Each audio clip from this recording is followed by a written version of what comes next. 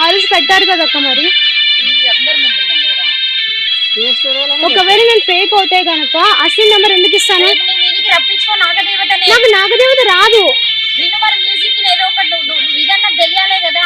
ఎంతసేపు మమ్మల్ని ఇంత కూర్చోబెట్టి మమ్మల్ని పిచ్చలతో పాటు జనాల పిచ్చలని చేస్తావు. ఈ రోజు నువ్వు ఖచ్చితంగా నీ మీదికి రప్పించుకో, నీకు దేవతనే వస్తాను నేను నమ్ముతున్నాను. దేవత రాదు. మీరందరూ నాకు దేవత రాదు.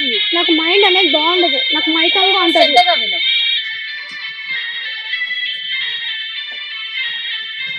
చేశారా ఆయనకి రాఘరెడ్డి గారికి?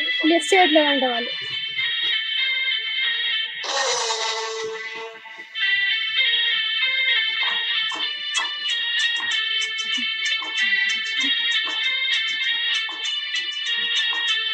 మీరు చేయండి ఒకసారి రాఘరెడ్డి గారికి.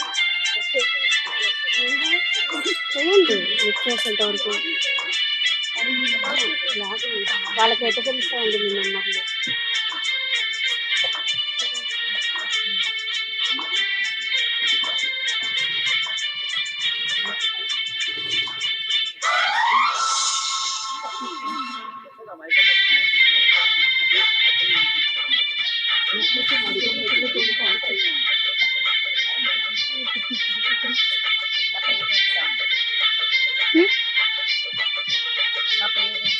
లేవనే కదా అక్క.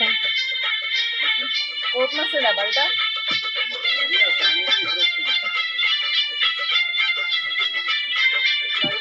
బయట నీకు ఏ పాటలు అంటే బాగా ఇష్టం?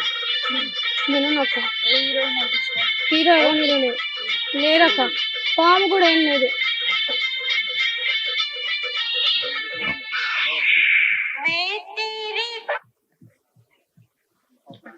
పెద్దది పెడతారు, నువ్వు అక్కడే నిలబడతావు. నువ్వు ఈ రోజు నీ లోపటికి నాగిని దేవత రాదక్క. నాకు దేవత రాదు, నాకు అమ్మవారు ఏం పూనదు.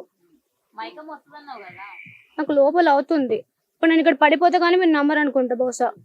అరే ఏదో అంతగా కంట్రోల్ చేసుకోవాలి కదా అక్క. నేను కంట్రోల్ చేసుకుంటున్నాను. పడిపోతే మీకు తెలుస్తుంది కదా. అంతే, పడిపోతే మీకు తెలిసిపోతుంది కదా.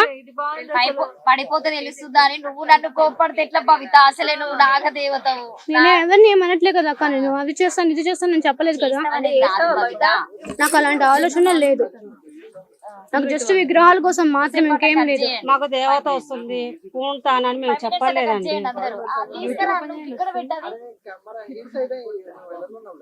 అందుకే ఆఫ్ చేయండి, చెప్పాలి కదా. మీరు చెప్పకపోతే మాకెట్లా తెలుస్తుంది?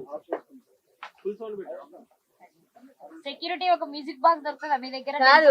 నిజమైన పాము పరిస్థితి ఏంది ఇప్పుడు? సౌండ్ అది అన్ని తుప్పలు తుప్పలు ఉన్నాయి కదా. నిజంగా అంటే పాముని చూస్తే నీకేమన్నా